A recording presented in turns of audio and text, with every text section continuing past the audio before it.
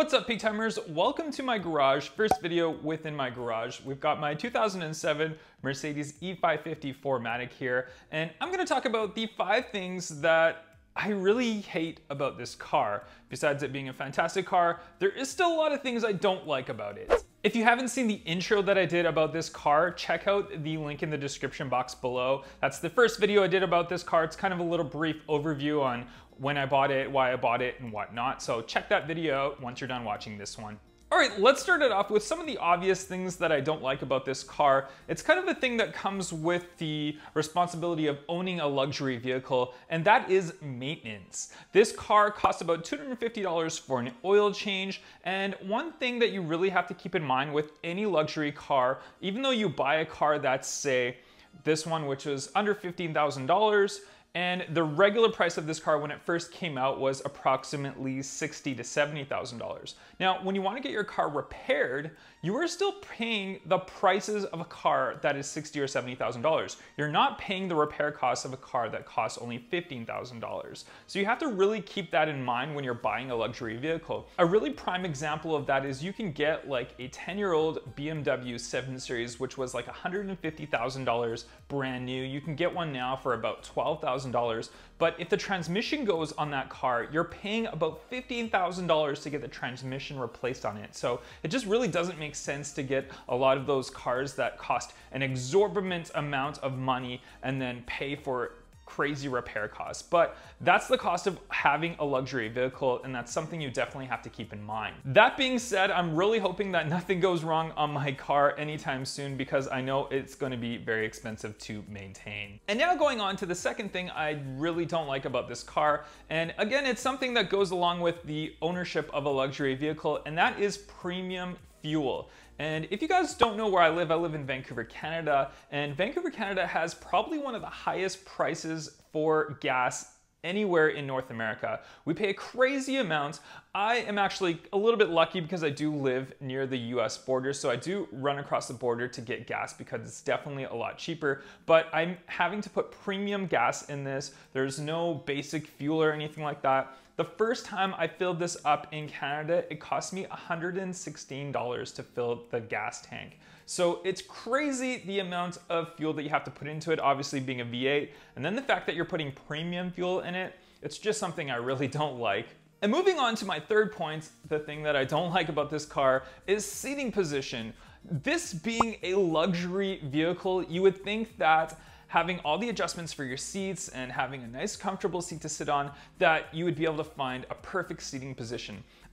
For some reason, I can't find the perfect seating position. It's got all the controls on the side, but I feel like every time I go into the vehicle, I feel like it's maybe not the way that I set it before, or it just feels different, or I'm always adjusting it up and down.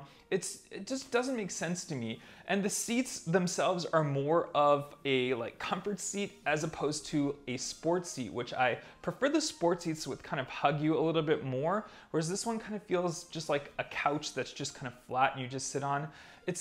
I really can't get used to the seats in the car. It's just something I'm always adjusting and always moving around. The next two things that I don't like about my car kind of have to do with the technology of the vehicle, and the vehicle being a 2007, it doesn't offer the newer comfort features that newer vehicles offer, and things that I'm used to, really. The first thing that I really miss having is keyless entry / keyless go. So to give you an example, it's where I can keep my key in my pocket, I can walk up to my car, I can press a button on the car or put my hand behind the actual door handle and my car will unlock. This is something that my Ford Fusion and my Mazda CX-9 have, and I didn't really notice how much I missed it until I started driving this car, especially having kids and taking my kids in this car and having all their stuff that I'm taking with me. I go up to my car and I'm always having to fiddle getting my key out, unlocking my car, putting my key back in, loading up all the stuff.